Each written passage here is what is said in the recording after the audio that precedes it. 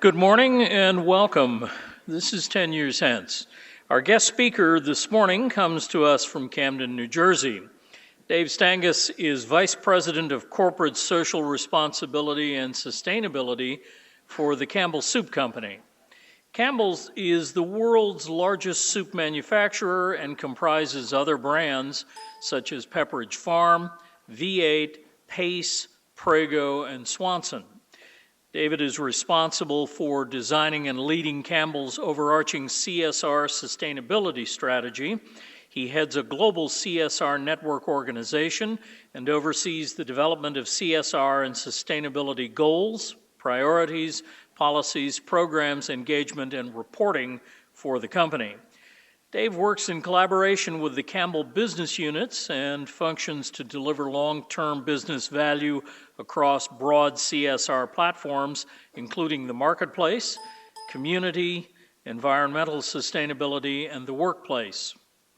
Since arriving at Campbell Soup, the company has been listed on the Dow Jones Sustainability Indexes, the 100 Best Corporate Citizens list, and as one of the world's most ethical companies.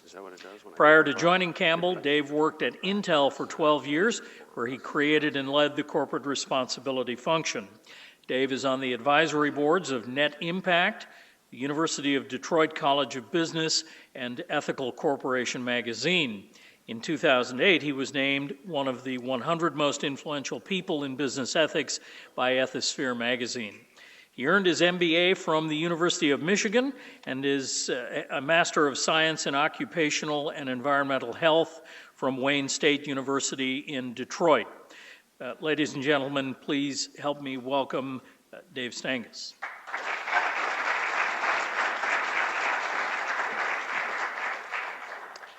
Thank you. I didn't hear any boos when Michigan was mentioned. I saw a few smirks on people's faces, but this is my first trip to Notre Dame, and it's a beautiful campus. Hopefully you guys know what you have here. Some great facilities. I was out walking around last night. I found a photolithography lab in some building. I spent 12 years at Intel. I didn't realize there was a photolithography lab at Notre Dame, but you guys have a lot of great things here. This is actually, I understand that this is the same group of people that have come to the other 4 or 5 talks, and we'll be here, most of you, next week for Mark Gunther's wrap-up. It's a very small circle. Most of us know each other. When I saw the lineup of who was coming to speak, I was really happy to be here because we've been working as a group, most of us, as this has kind of matured over the last 10 or 20 years. So it's very good to be here, and I'm glad. I'm going to try to run through some things fairly quickly. I'm going to try to give you some hints of ways that you can actually intersect this trend as a student, if you're in the business school, as a professor, as an academic. Hopefully you can take some of the lessons I try to share from 10, 20 years ago to 10 years forward. So just, we're all here in this room. We're all kind of in this space, but we're here for different reasons. We came from different places. 20 years ago, if you step back that far, I don't feel that old, so every time I go back that far, it reminds me, but it was 1991, and I was in the middle of my MBA program. So I was probably like some of you, except I was going to school at night. I was working full-time. I had already been in the environmental and health and safety business for probably 5 or 6 years, working on some of these issues. And a lot of things have changed. A lot of things have stayed the same. And I think you're going to see some trends and some similarities, but you're also going to see some ways that the world has really changed in terms of the way business approaches this. So, I want to talk a little bit about where we've been as an industry, as a sector, as a group of companies and professionals working on this. Where are we going here? And where are the places that you can leverage this to the best of your ability? And by this, what I hope to show is that 10 years ago, when I was focused on this, or 20 years ago, there weren't any jobs at companies called Vice President of Corporate Social Responsibility or Sustainability. 10 years ago, when I was putting together a business case to try to convince Intel Corporation, who I worked for at the time, that we needed a function like this, there were probably 4 or 5 companies that I could find that had a position in place in terms of benchmark. Today, you're hard-pressed to find a Fortune 500 company that doesn't have somebody in this space. it has just exploded. So that's kind of what I want to touch on and start going from there. But so moving from 20 years ago, you know, when I was just kind of in my MBA role in the place you are today, about your age, to 10 years ago, none of the pictures on the slide even existed 10 years ago. There was no Apple Store, there was no iPad, the euro hadn't even been introduced in Europe. A lot of things change in 10 years. So if we're talking about 10 years hence, the language I'm going to touch on a little bit is part of the challenge, part of the things that have held this back. There were very few people that actually published a report of business performance with the word sustainability in it.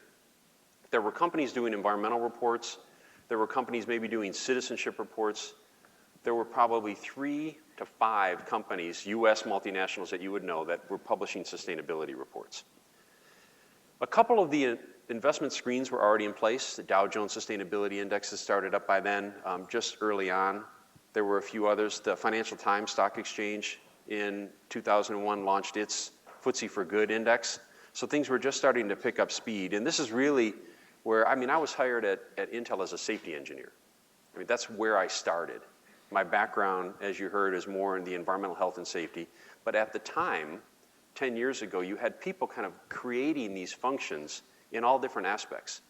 Most of us, we call ourselves, or people refer to us as first generation sustainability or corporate social responsibility people, came out of the environmental world, because that's where major large companies were either dealing with risks or trying to find ways to better tell their story. So there's a couple key points I want to make in this conversation that we have, and this is one of them.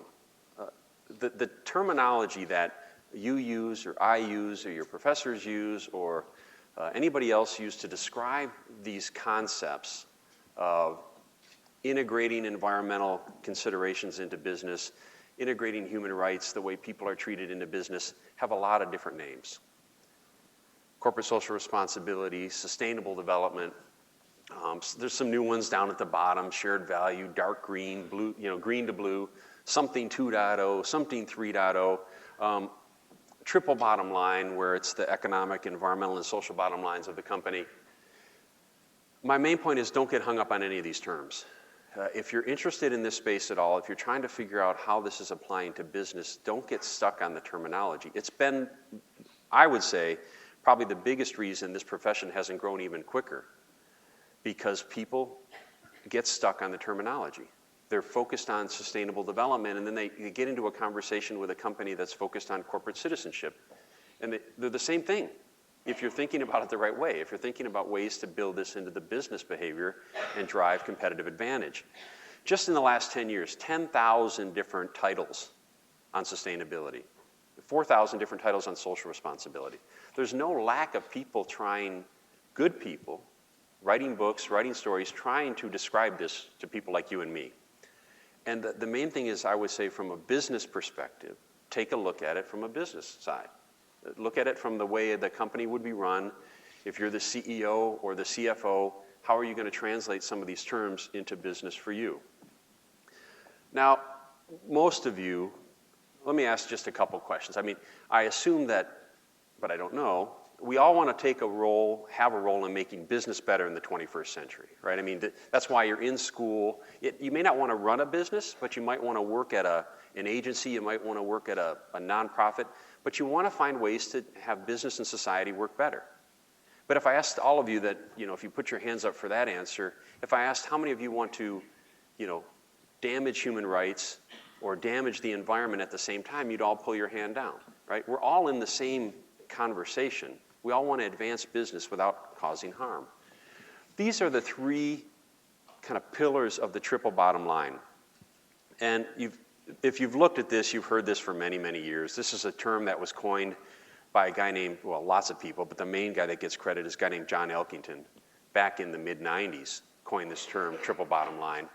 And a lot of people look at this framework as a way to describe corporate social responsibility and sustainability. But the point I want to make to you is, from a business standpoint, from a business school standpoint, and a student, look at where these areas intersect. So where you have economic growth and environmental stewardship, you have the concepts of eco-efficiency. And if you're taking classes or you're interested in different areas of business look at these intersect points as ways to leverage it. All companies, big, small, are struggling with things at the basic level: resource efficiency, product stewardship. What do I do with, when this computer doesn't work anymore, or these monitors don't work anymore? What do I do with them? Where are they disposed of? Do they get shipped overseas? Do they get burned in a smelter and the toxics in it get released to the environment? The whole life cycle of the product. Supplier engagement. One of the biggest areas of growth in this whole arena is supply chain management. Dealing with suppliers far down in the supply chain, traceability, sustainability of certain resources. On the other side, and this list could go on and on. My point here is to think about these intersect points in your own mind, in your own interest area, to figure out where these intersect. Economic and social is basically what you see in the paper every day. This is really where business, economy impacts social issues around the world. And there's things outside the business in terms of, the city planning, capacity building, community development, but there's a lot right inside the business as well in terms of employee engagement, job creation. If I came in here and I started talking about, job creation and retention, staffing, talent acquisition, you wouldn't think I'm talking about CSR and sustainability. But my point is, that's exactly what I'm talking about. It's using these concepts to drive better business. And then socio-environmental, whether it's, you just have to read the paper in the last month, could be major crises, major issues around the world that we either haven't comprehended how big they are or what their impacts can be. Climate, we've heard for decades now, is a challenge in business and society. Water is going to be the next climate. Those of us that have been dealing with climate for many years have also been dealing with water. A lot of people haven't figured out yet in terms of how to manage, how to cost, how to price water. In the US, frankly, we're still struggling to how to price carbon. And once we can price these resources, we can drive better business. It enables business to manage and go forward. How many of you have seen this definition or heard this definition before? Sustainable development. It's one that's been around too long, frankly. I think it's not a bad definition. It's helpful to understand, but it's fairly intuitive. You want to operate a business. You don't want to take the resources for future generations. But when I came to Campbell and I was first talking to our executives about what this meant, they had no idea who I was. They had no idea what kind of strategies I wanted to put in place. I shared with them my definition. It doesn't matter if it's sustainability or sustainable development. It's thinking about the way the business interacts with the environment, with people, with society, with community, not just in the next quarter. We're a company that's 142 years old. So if we think about it, if I want to be in business for another 142 years, how do I use these intersect points to drive some of these issues, right? I obviously want to reduce costs. I want to operate more efficiently. I want to introduce products that consumers really love. I want to strengthen relationships with my suppliers and my customers and my stakeholders. I want to build employee engagement. But the most important is those last three words, right? And that's what's different. I'm kind of leading a little bit here, but the difference today is people are using this to drive competitive advantage. Instead of just being good, which is good, companies can actually drive competitive advantage in using some of this, and that's where you come in. Because when I was in school, there were no classes to figure out how to intersect society and environment. We kind of learned on our own. Now, schools are really struggling. They're really working to try to find a way to integrate this into the curriculum. I love these Wordles. I don't know if you use them when you do your presentations. You can make any Wordle you want. It's a website. This is a Wordle, an image that's created from the first page of each of 4 chapters in my CSR sustainability report at Campbell. So I'll touch on it a little bit later. This won't be I'm not going to try to teach you how to build a business case for CSR and sustainability. The other thing I'm going to do is not give you a Campbell commercial for an hour. There's a little bit on Campbell, but it's not what I came to do today. But I created this diagram out of our CSR and sustainability report. It's on the web if you're interested or want to see it. But I use this image when I actually do new employee orientation for the company. Not the whole thing. I come in and talk a little bit about CSR and sustainability. But my point is, when I show this to new employees or I show this to old employees, I can almost guarantee they can find their job in here somewhere. They can find their role. Instead of putting up, a Venn diagram of environment, society, and economic and have them struggle with what their role is, my job is to teach them that they all have their role, whether they're in consumer affairs, packaging, materials management, finance. They have a role in advancing the sustainability or CSR agenda for Campbell. Now, this is a slide set where you could come up with better ideas than me, especially on this slide. There's a lot of drivers in this space. I'm going to spend the next 15 or so minutes talking about some of the drivers, macro, and some of the more tangible drivers that have moved companies in this way. These are ones that, on this slide, that are a little bit bigger, that not all companies have grappled with or been able to comprehend, but you can see some of them struggling with this now. There's clearly, for multinational companies, geopolitical issues that are driving the way we view sustainability and CSR. It could be the change in demographics, it could be the change in wealth, poverty, it could be the regulatory environments in different geographies. Every country has a different set of regulatory frameworks that we all have to operate in. And studying those, taking a look at those, if you're interested in a certain company and understanding the regulatory and the non-regulatory frameworks they deal in, really is insightful to try to figure out how a company needs to operate. Most of us, large multinational companies, make a set of products for the world. We don't make a set of products that we only want to sell in one country under their regulatory framework. So we have to look across the world. Do we just follow the law in all the countries? Do we have our own standards where we set the floor and we say it's going to be, Campbell, it has to, stand up to Campbell standards? These are all things that come into play on these major drivers.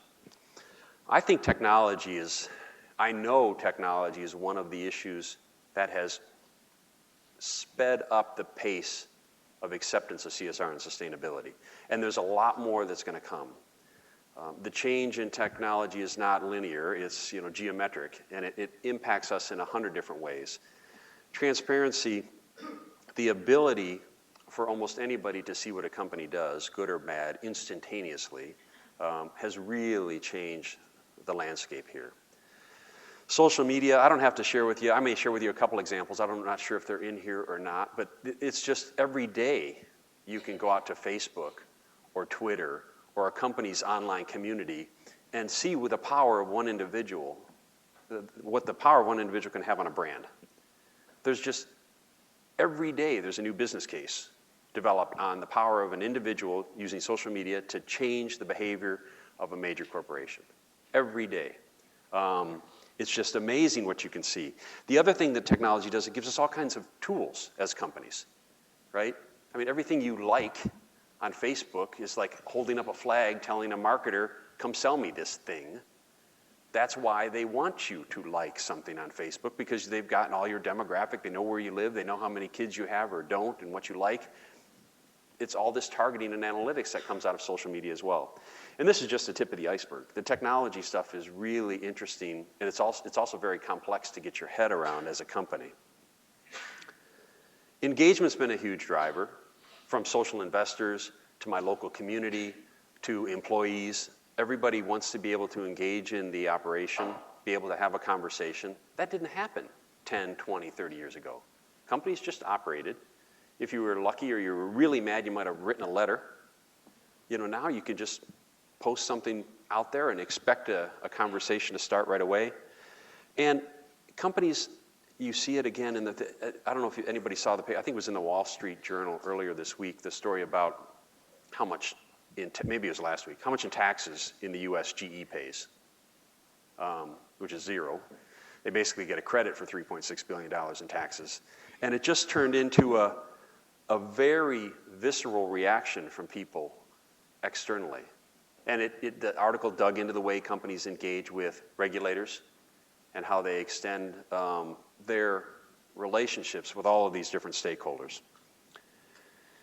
This is the one you would expect. That would be on a slide. Obviously, the major resources, depletion, population impacts, disruption of supplies. This is where water, energy, I mean, again, you see this playing out day in and day out, unfortunately. People don't talk so much about greenhouse gas emissions anymore as they talk about climate change. And even if people believe in, it's a human-caused issue or it's not, it doesn't matter. If you're in business, you have to pay attention. You have to have business continuity plans in place for major disasters around the world. And they sure seem to be happening a lot more today than they were in the past. And a lot of them sure seem to be weather-related. And it doesn't matter what your political side of the equation is, you have to deal with it as a business. And it's changing the way companies focus on this. And then from a business standpoint, I think companies really have gotten smarter. They have looked at some of these issues to say, all right, I can do this from a risk standpoint. We all started out in this space 20 years ago, especially when we wanted to talk publicly, when we want to publish our first report. We want to minimize pollution. We want to reduce the number of injuries we have.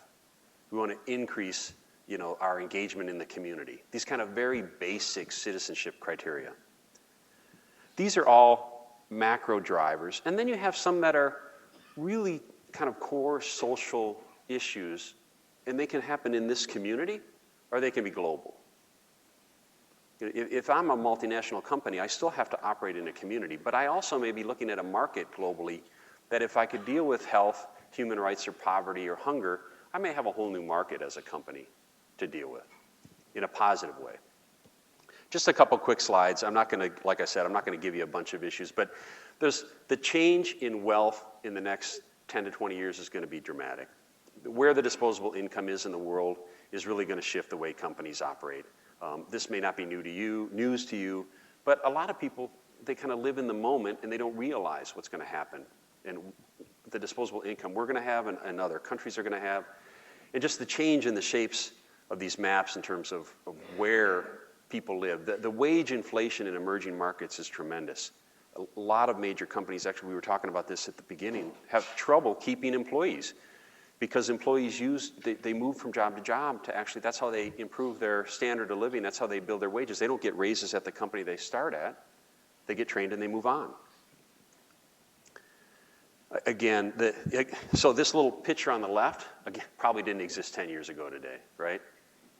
So you think what's going to be out there 10 years from now? No Facebook, no Twitter 10 years ago.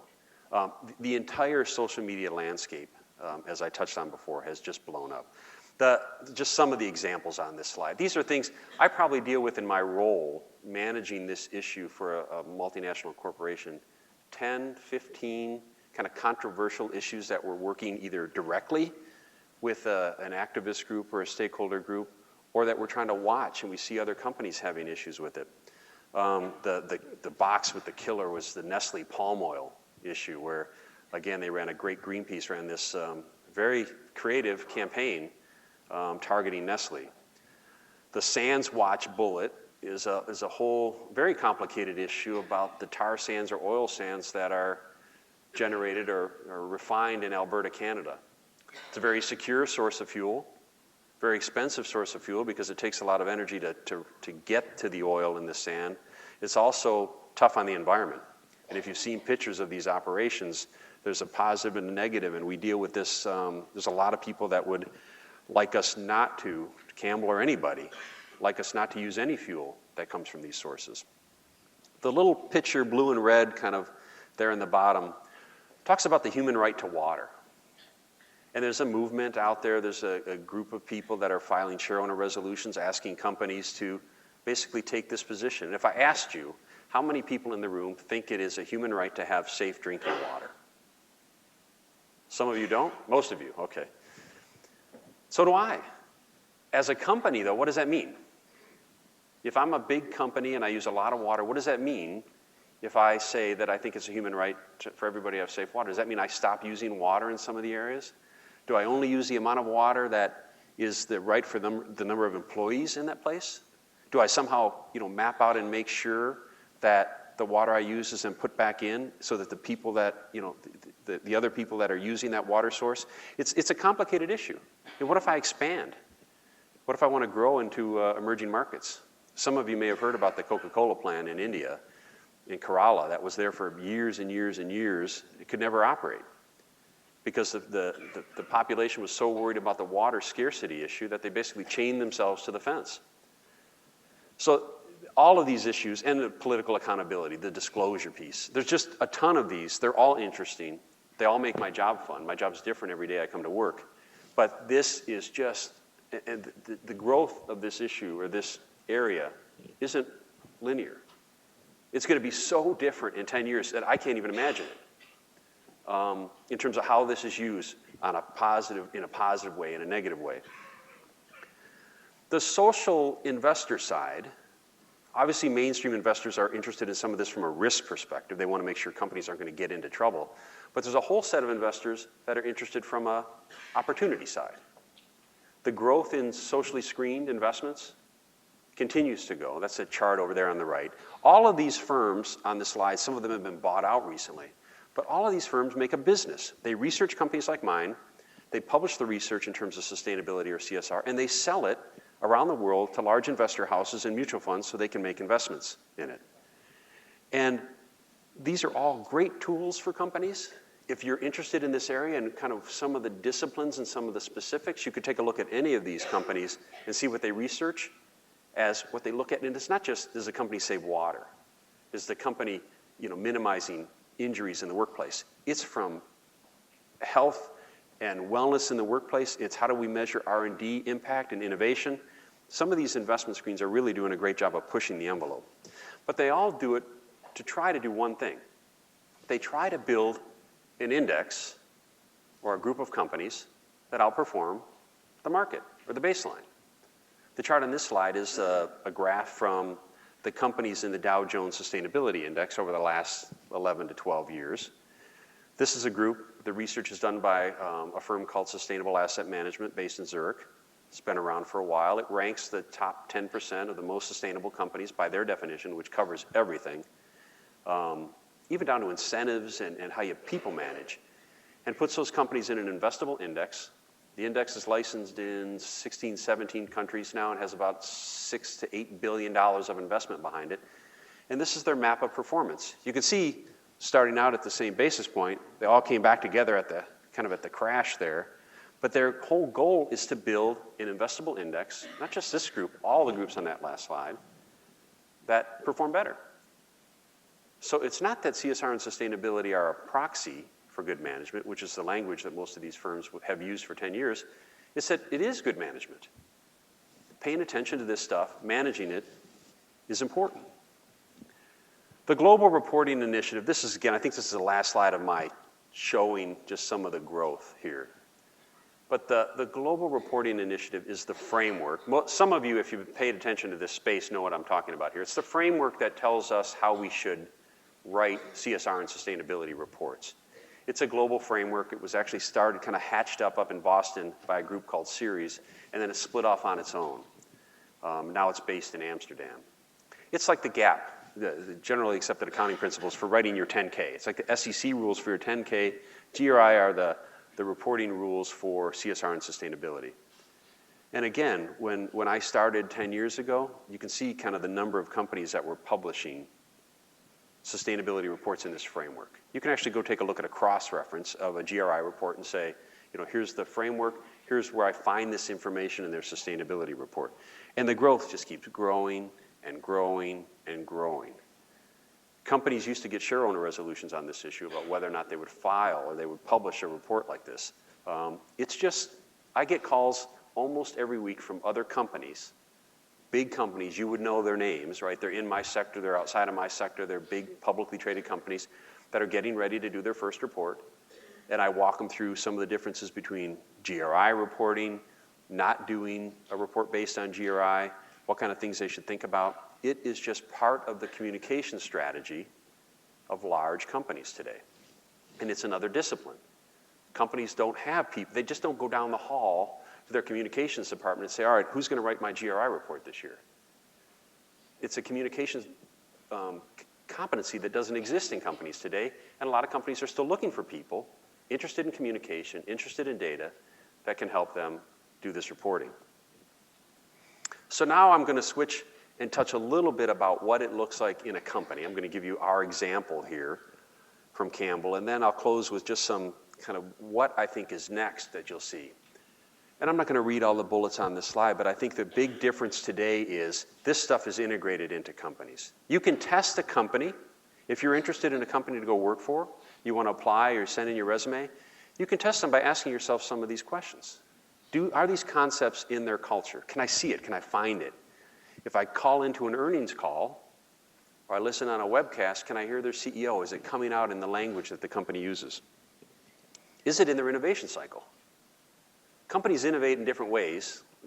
Some of them may have formal innovation portals where employees can give ideas or external people can give ideas. But everybody has an innovation cycle. There's always a way to generate ideas. And do they think about environment, employee engagement, social impact in those things?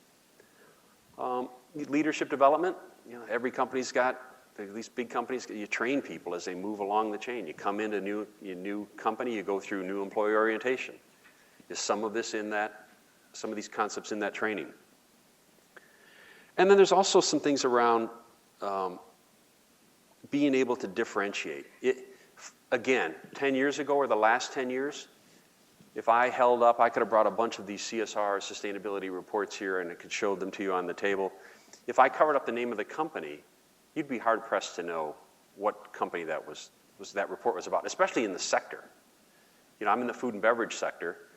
If I just covered up the name of the companies in the food and beverage sector, we all had environmental programs, we all have workplace programs, we all have community programs, and we all try to do the right thing in the marketplace. The difference today is, it's differentiated enough that you can tell it's a Campbell strategy or a General Mills strategy or a Procter & Gamble strategy or somebody else's strategy just by the way they talk about it and what they do. So Campbell is a Campbell Soup Company. You know that brand, but we're also Pepperidge Farm, we're Pace, we're Prego, we're Swanson, we're Arnott's in Australia. We're not the biggest company in the world, about 18,000 employees. Sell products almost everywhere in the world, but we really have operations in probably 7 to 8 countries where you could find a plant, find lots of people. This may be hard to read if you're in the back, but it's about $7.5, $8 billion revenue company. These are our 7 core business strategies. And there is something important in these 7 core business strategies. When I got to the company, this last one was on the wall. It's part of the posters, it's part of the language. Not many companies actually have a business strategy to advance a powerful commitment to CSR and sustainability. That gave me a lot of tools to drive strategy and to put some of these things in place. I still don't like that statement, and we're working on changing it. The statement's an activity statement. It doesn't tell people why they need to do it or what they should be thinking about. We're going to introduce the concepts of differentiation and introduce the concepts of competitive advantage. So that if somebody in my plant or my supply chain is thinking, well, all right, I know we're focused on water or energy, but how do I know what to do? Well, look at your nearest competitor and do better. Whether it's nutrition, community, social impact, there's lots of things that we can learn from this.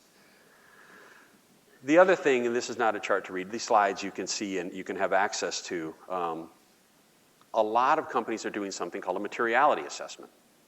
Up until now, I've just kind of rambled on about all these different topics and issues.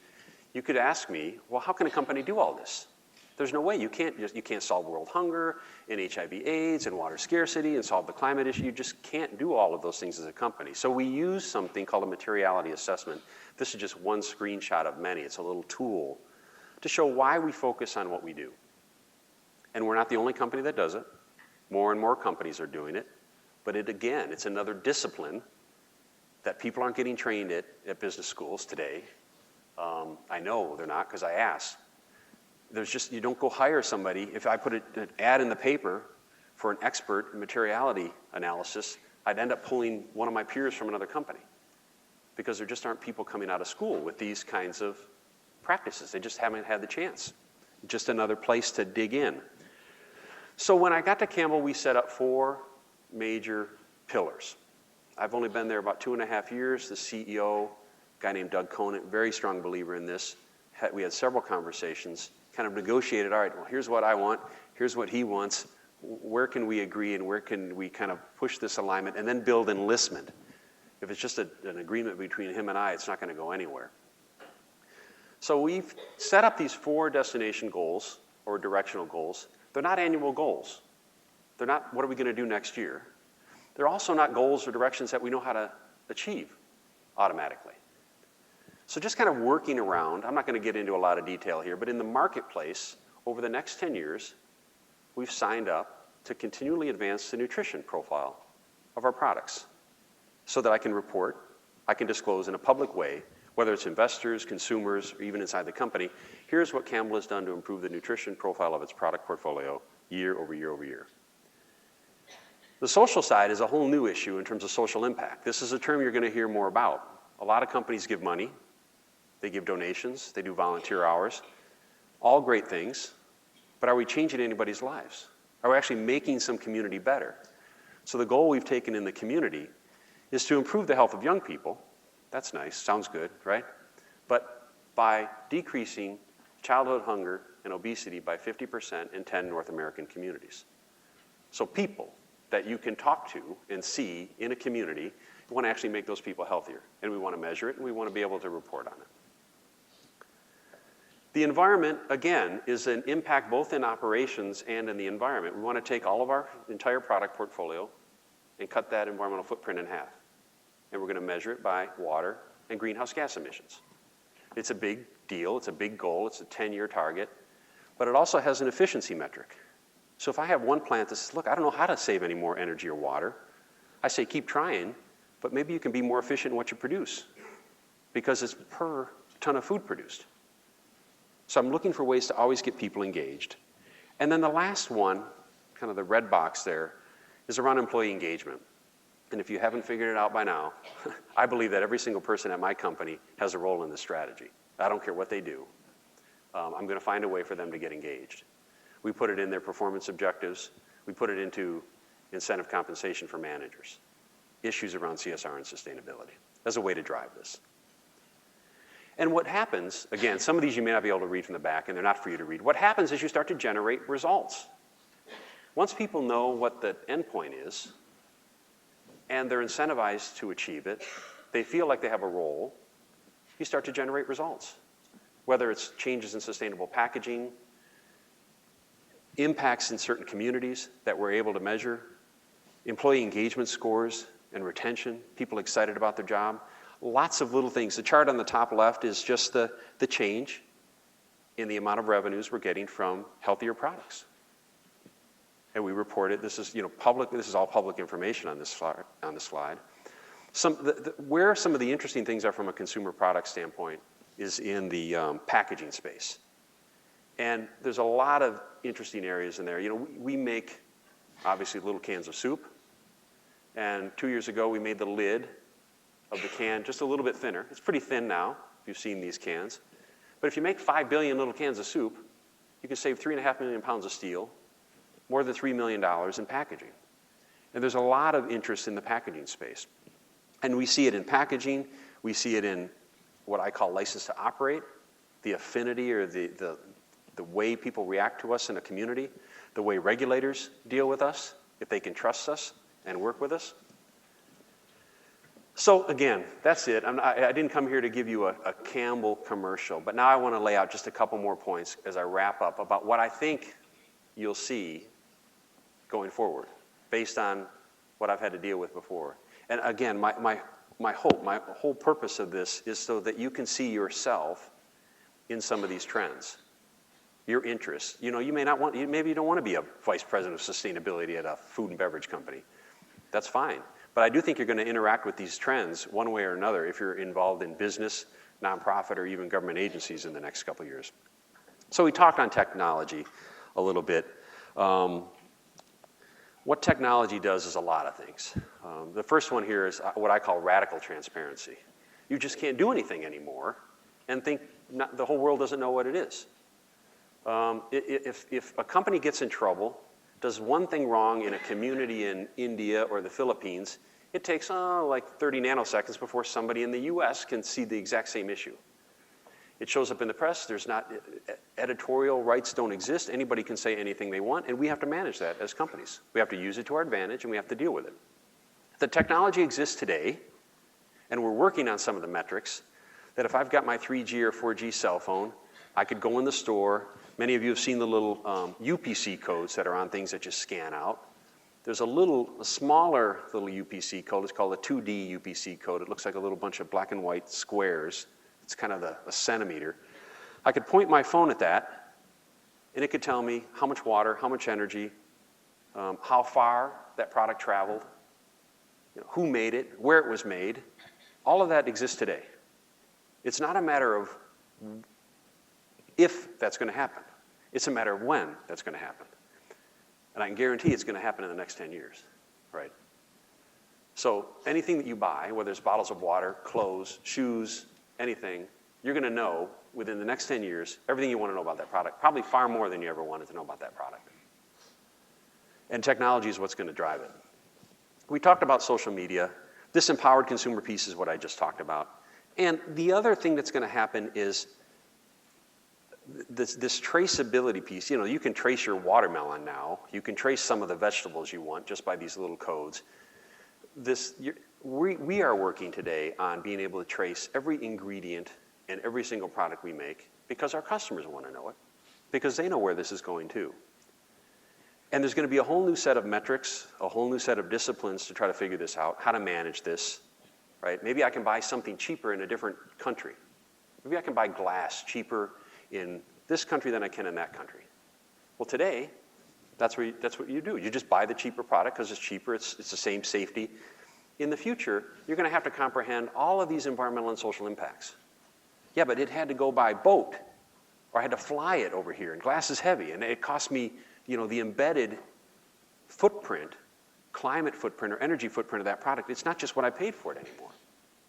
These are all going to be ways that we have to deal with as a company and professionals in the next 10 years, just on technology. Again, this is just a buzzword list. You could put your own words on this list, but if you pay attention to this, companies are coming out all the time saying these things on the slide, right? This plant is zero waste plant. No waste goes to landfill. This product is 100% recyclable. I'm carbon neutral. I'm water neutral. Everything in here is bio-based. I don't know, what does that mean? All natural, and you could just go on and on and on. And companies, all of us, are going to be struggling for some of these absolute performance metrics. They sound great, but they're not all as easy or as great as they sound, right? There's a lot of things that you can do to divert waste to a landfill. Not all of them are good. So I can say we want them all to be good, but they're not all today. So I can divert all the waste to a landfill. Maybe I'm burning it somewhere for fuel. That's generating hazardous air pollutants. Things that are natural aren't always safe. You can see this happen every once in a while when somebody tries something in a product, in a food product, and it gets recalled, or there's some allergic reaction to it. There's just all of these performance, and this is going to continue. Every single large company is going to be going out after these all, none, nothing, 100% kind of performance metrics, and we're all going to have to struggle with it from an operational and reporting standpoint. And then on the governance and operations side, I talk to my board quite a bit, actually, a couple times a year, give formal presentations, send them communications. 10 years ago, boards weren't really, they were interested if you were in trouble from a risk management standpoint, but they weren't looking at this from an opportunity standpoint. A lot of business schools I talk to train their business students or their MBAs, and even inside companies, there'll be kind of a specialty of CSR or sustainability. You get your MBA, and you can take a class or a track in CSR and sustainability. The reality of how this works in business today is that if I'm in finance, I need to know a little bit about this because I'm working on renewable energy projects or tax incentives, right? If I'm in marketing, I need to know a little bit about this because I'm going to be marketing some of these products, and I need to worry about what I can say and can't say. I need to be able to account for some of this. It's going to be much more integrated. Instead of having a track on CSR and sustainability, you're going to have a little bit of it sprinkled in all of your normal classes, and the track is going to disappear. The same thing inside companies. You're going to have one or two people doing CSR and sustainability, but most of it's going to be embedded. This kind of leads to this bullet on accounting. Externalities, does anybody know everybody know what I'm talking about? Like, there's probably a wireless keyboard over here. You could buy a wireless keyboard today for your laptop if you don't want to type on that little laptop for, $30. And that's got plastic, it's got all of these buttons, it's got metal pieces in there, it's got a circuit board, it's got batteries. There's no way you could make this thing for $30, let alone ship it from all of the different countries it had to come from. All of those prices in there that we sometimes don't even think about are externalities. We report on something called Scope 3 carbon emissions, the embedded emissions of climate of all of the products we make. These are all externalities that are very difficult to price. This is going to be a trend in the next 10 years. We're going to have to figure out how to do this. And then just kind of wrapping up on this topic of convergence. You see it every day. I call it pharma food or nutraceuticals in the pharma and food industry. We're all talking about health. More and more people avoid kind of prescription drugs to get healthy. They look at their food. Maybe they should have always looked at their food. But the FDA regulates a lot of food now because food and pharmaceuticals are getting closer and closer, and almost the entire language is around health. Consumer goods, the move is all around environmental impact. Not how energy efficient is this washer or dryer, but if you use this washer or dryer, you use this much less water over the life of this appliance. Technology is going to have to talk both about the negative impacts in terms of privacy, the impact on the social network, the family. Kids, everybody comes home, if they're lucky, they have dinner together, and then 5 seconds later, boom, they all go to the other corners of their house, right? Everybody's got their own TV now. There's a lot of challenges that technology brings. They also are getting better at communicating the benefits that they bring. What has technology enabled? Not just the fastest processor, but what can you do with that fastest processor? And then I think what you're seeing today, as companies are really they're thinking, we make food products and beverage products, but when the company was started, that's not what was in the person's first mind. The person was, how can I, here's a busy mom, a busy family, they need a way to eat healthy in today's environment. It's solving a need, and you're going to see a lot of companies get back to this point of not making products, but thinking about why were they created in the first place. All of the companies, everything that we buy from, they were there to solve a gap, to solve somebody's need. Now, there's a couple companies that are very good at telling you that you had a need before you even knew you had a need. And these are the marketing and innovation geniuses of the world. But most companies saw a need in the marketplace and said, if I make this, I solve that need. I make that person's life better. And a lot of companies have forgotten about that. And I think you're going to see when you think about CSR and sustainability, to go back to that point and think about really what is the social impact? What am I making here? That's what I market. That's what I talk about. That's what I try to measure. And then I think I'm done. I got 2 slides here. What does this mean, right, in terms of the takeaway? What's the takeaway message here? I love this quote, right? You don't skate where the puck is, you skate where it's going. Genius, makes sense, right? In terms of leadership, there's a lot of great leaders today, really good leaders, really good companies. They do the right things right. I used to ask a guy, the CEO that I used to work for, great guy, a guy named Craig Barrett from Intel, really believed in this stuff. Big fan, behind it all the way from a business standpoint. Somebody asked him one time, what does all this mean? It says doing the right things right. And it just made sense. But I think tomorrow's leaders are going to leverage what's right, in quotes, to drive competitive advantage. And if you take a look at these 2 statements, the bottom 2, there's something different between the 2, obviously besides the words that I put in there. From a time horizon, doing the right things right is today, right? I'm faced with a decision, an ethical choice, I have to make the right choice because I'm a leader of a good business. Leveraging what's right to drive competitive advantage means I have to think a lot further out than even just the next quarter, right? I need to think about what's going on in society. How do I leverage that to drive competitive advantage, be good in society, but it may not pay off in the next quarter, right? I might have to think out 1, 5, 10 years. So what does this mean for you, right? 3 things. If you're a business, you really do need to translate this into your value, right? You can do good things. There's nothing wrong with doing good things. But today, if you want to differentiate yourself, it's got to be unique to you. It's got to be differentiated. You need to be able to measure it and be able to record it and be able to talk about it. Use sustainability or CSR as an innovation tool. Push people, right? Every single thing, every package change that you come up with in your company, tell me why it's better for the environment. Show me the numbers. From higher education, for the educators, academics, school leaders, it's applied sustainability. I think we can get away from teaching students about the triple bottom line and what all the terms mean. It's how do you use them. So what does it mean? If I'm an accountant, I'm a finance major, what does it mean? Where does this intersect not just businesses, but the nonprofit sector and then the public policy sector? And I think another thing to look at, if you're big into business cases, which are big in business schools, try to find business cases where things fail, because that's what we have to deal with every day, right? We're trying to convince people to do something that they don't always want to do in the CSR space. And learning how companies have failed, not where they succeeded, is going to help you a lot more.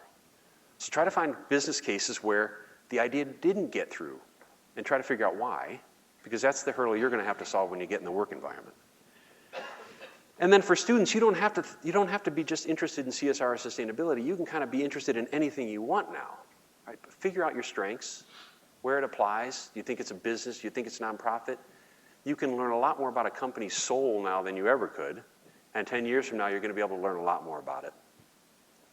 Study emerging issues. It's one of the things I do day in and day out. I have a list of Google News alerts, topics, 30 topics long that I get every day. 15 in the morning, 15 at night, from all the things that impact my job or my business or things that I think might impact my sector. And I scan them. I just scan them. I might send them around if they're interesting. But study emerging issues and then map out, where you think you can intersect either the business you're interested in, the issue, and your interest. And take a look at not, the job that I think I'm going to be CEO. That's nice. I don't know that that's going to be the first place you enter the job market is CEO. Think about what you're interested in, what you like, and then plan out a trajectory. And it may not happen the step. I mean, I didn't join Intel as a safety engineer thinking I was going to be director of CSR and sustainability. The job didn't even exist. So it's very difficult to plan too far out. And one of the biggest skills I think that you'll see in this kind of role is where people have been successful or not so successful is in the communication. How can you translate some of these concepts into the business language, no matter who the business is? Keep practicing, take any chance you can to practice communicating these issues, whether it's writing, speaking, influence, debate.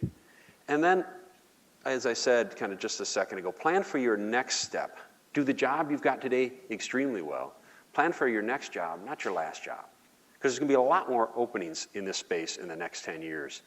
And almost anything you ask or have an issue in, there's a spot for this.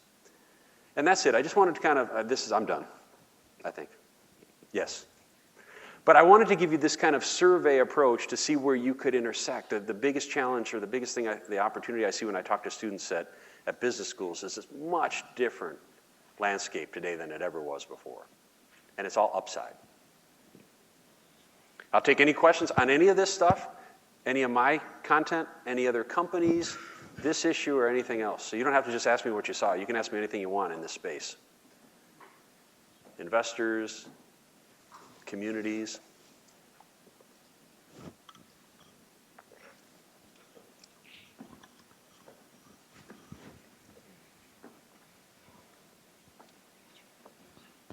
Dave, thanks, first of all, very much for being here. We appreciate hearing from you.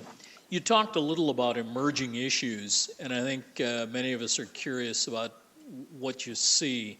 What do you see on the horizon? What are you scanning right now? What looks, from your perspective, to be the next big set of issues that is either going to cause trouble or present opportunity for the company? Yeah, I mean, I think they all present opportunity. I'm looking at things along the lines of ingredient scarcity and impacts around the world. So if I look at it from my sector, right? I'm looking at things that are kind of closer to home. In terms of the prices and issues around ingredients, people are much more concerned today about, and maybe they're not more concerned, but they know much more, and I think it's driving more concern about actually what they eat or drink. And I get lots of questions around the world, or I see other companies stumbling about the way they might label something, the way they might claim, they might make a health claim for a certain product that isn't substantiated. I'm looking for issues where companies are getting in trouble around claims or ingredients that then I can use to my advantage. I'm also looking at regulatory schemes. It doesn't have to be, it could be FDA, it could be EPA, it could be general kind of policy regulations that could impact our business. What's happening is they're popping up in certain geographies. They could happen in a city, a county, or a state that impact the way I make a product across the nation or across the world. Before, you would pay attention to the federal government, you might pay attention to the regulations around your plant site. Now, we have to pay attention to regulations almost everywhere. So I'm looking at things around packaging, changes, obviously in terms of packaging and innovative packaging, all of the issues around health claims and food. It's huge. And where these claims are coming from and what they stand for. And then I'm also looking for just things that I think that, and if I could go down I have things in there on FDA, water scarcity, climate change, nutraceuticals, probiotics. I'm looking for my sector. I'm looking for people that are going to be, they're kind of at the edge, and the chances are they're going to make a mistake or they're going to do something really well. And I want to learn from them. I actually prepare an emerging issues alert each week of some of these issues. Most of them are controversial. I want to kind of raise people's hackles a little bit inside our company about what could happen from a negative standpoint if they're not paying attention, and what opportunity there is.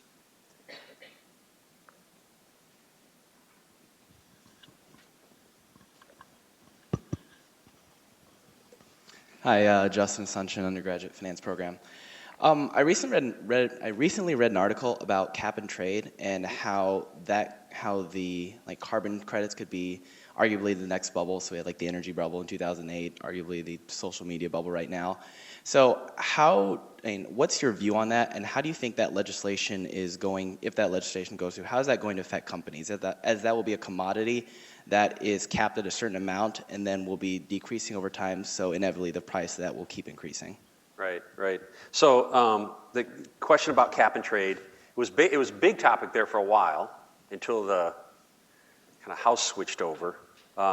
Basically, there's a couple different frameworks. In Europe today, carbon has a price. It's artificial, but it has a price. As a company in Europe, and you're a big company, you know that you have a limit on the amount of energy you could use or fuel you could burn because you can only emit so much carbon.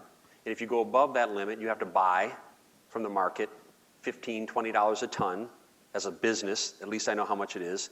If I get underneath it, I could sell that credit. There used to be a carbon exchange in the US called the Chicago Climate Exchange, or CCX, and the price of carbon on that market was about $6. Neither of those prices are right?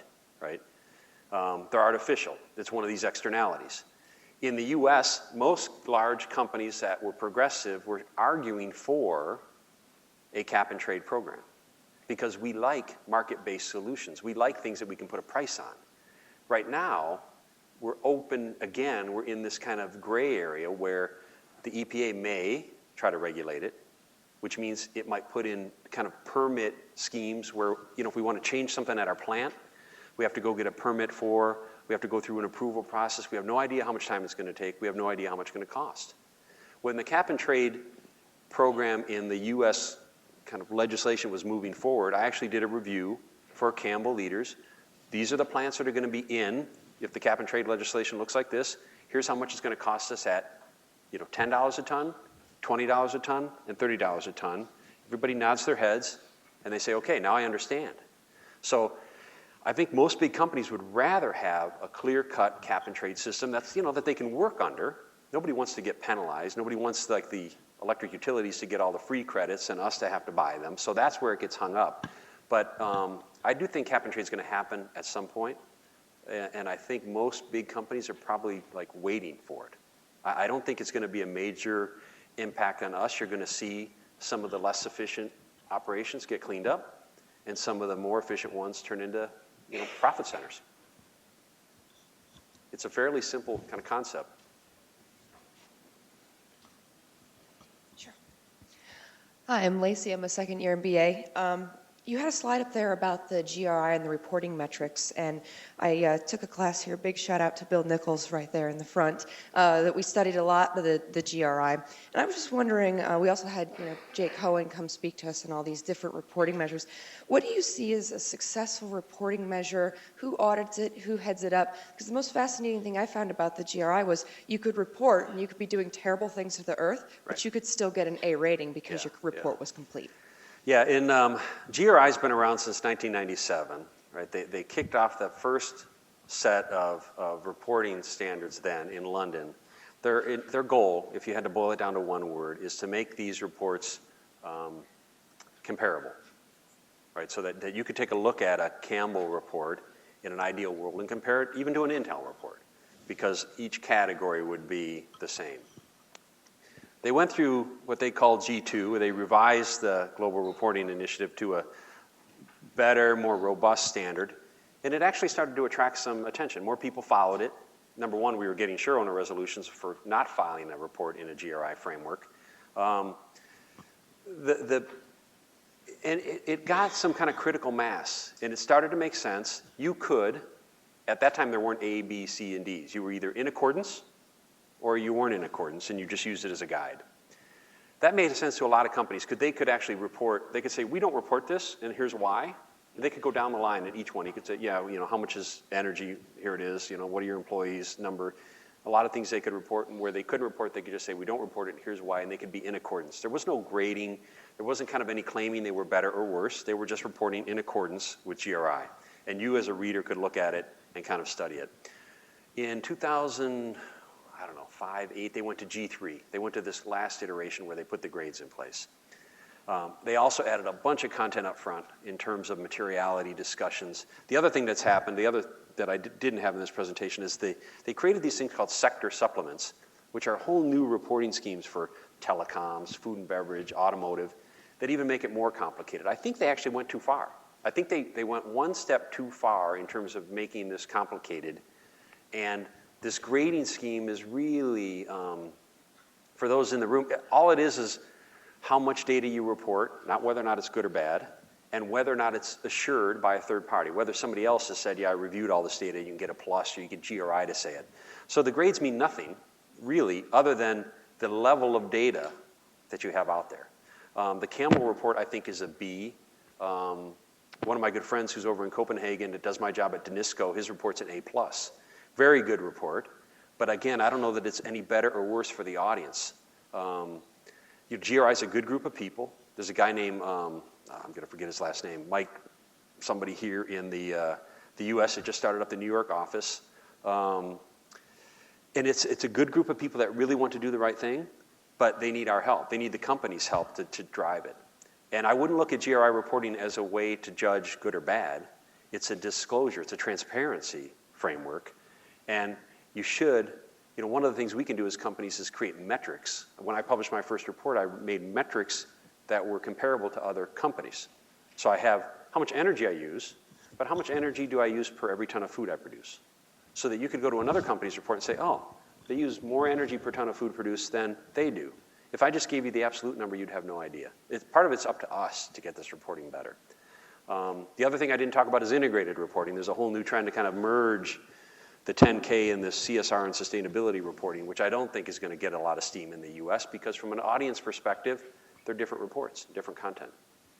GRI is going to be around forever, I think. In our careers, they'll be around.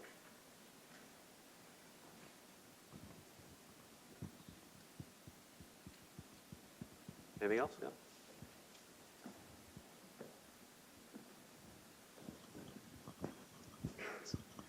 Hi, Ryan Calabello. I'm in the Masters of Accounting program.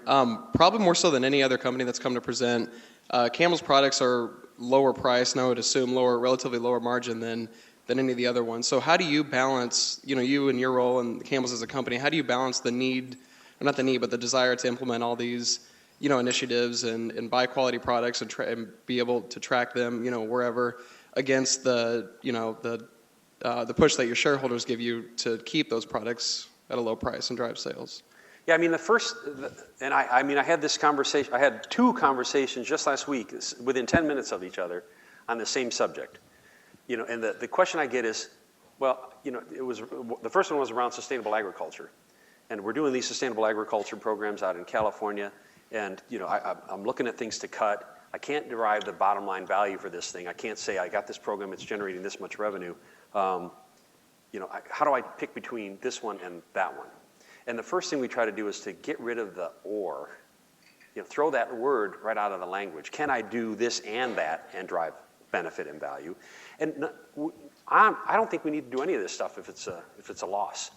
I think there's enough to do from a share owner standpoint on the positive side to save money, to drive advantage. We're putting in solar panel projects around the world, but we're saving lots of money doing it. We're changing packaging, but we're saving lots of money doing it. We might be changing our work environment. We're trying to increase engagement and increase retention. It gets harder over time, because some of the low-hanging fruit you get to. And, I might have to work with my CFO to be able to translate some of this stuff for longer term, because they're so used to my numbers this quarter or this year. But some of the stuff, if you're smart about it, it really is about positioning the company. You can't do everything. I mean, you can't be dumb from a business standpoint. You have to be smart. But a lot of the stuff, and almost all of it, in my belief, should make sense for the business. And if I can't go to my CFO and say, we should do A, B, and C because it's going to save a little money here, or it's going to build some relationship, make us stronger 2 years out, or it's going to prevent even some risk over here, then I should be, I should be fine if he says, no, we're not going to do it. If I can't convince him with that kind of language. So I think it's important that it should make money. It may not make it this quarter, but that's where we have to get smarter in terms of communicating it.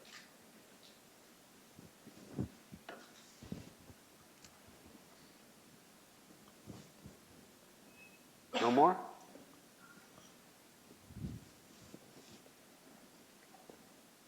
Let me ask one last question. These guys are pretty easy. That question would deal with what you look for as you recruit. As you look for people to work in your area, what skill sets do you want? What competencies you're looking for? What kind of preparation are you seeking in, let's say, either an MBA or perhaps an undergraduate senior? Yeah, there's another slide I took out of this presentation, but you could refer to it online. There's some research that was done by the Boston College Center for Corporate Citizenship and the Hay Group on some of the competencies that they found in people that were successful navigating this space. Couple things. There needs to be a desire to... Being comfortable in one thing doesn't work well in this job because it changes every day. Every single day I go to work, there's some new issue that I have to become like a 1-hour expert on. So being willing to learn new things very quickly, kind of being comfortable just in the status quo doesn't work really well. I think having a fairly broad view. I think there's a lot to be said for the good old-fashioned liberal arts undergraduate, in terms of knowing a lot of different things. I'm actually a biology and a chemistry, undergrad. And it helped. The science, being able to translate technical issues. A great test is to be able to say, can you talk to the board of directors today on this subject? Can you talk to my 6th grade class in elementary school on the same subject tomorrow? And can you get them both engaged and so they walk away and understand what the issue is? There's this clear ability to communicate. And then the other thing is, it's, I don't know how you train it, but it's hard work. This job, unfortunately, is not and maybe it will be in 10 years. Today, it's not a 9-to-5 job. It's, technology's part of the problem, but we're online, especially if it's a multinational company. You're having meetings in all different time zones. You really need to be able to deal with issues almost, not 20, you got to sleep a little bit, and you got to be able to turn off that technology every once in a while. But everything happens so fast now. You have to be able to manage the priorities quick enough to say, all right, I don't have to deal with that, or it's 10:15 at night and I'm still awake, and if I don't deal with this by 6 in the morning, somebody else is going to screw it up. Another company, another press person might get involved outside the company. There's this kind of constant diligence to the topic. But I think the basic is the broad view. If I'm an accounting major, I want to know all my accounting, but I want to think about how societal trends play out in accounting. And if I haven't come to that realization, if I haven't thought of it, marketing, finance, management, organizational development, the new workforce, millennials, how to motivate, how to pay, all of those things I think is just a broad view. So no matter who we're looking for, we're trying to find that. In addition to the teamwork and the competency and everything else that comes with it. Another peer of mine at a company called Aramark, who may be around here, you may use Sodexo, you may use Aramark, they're basically a food service company.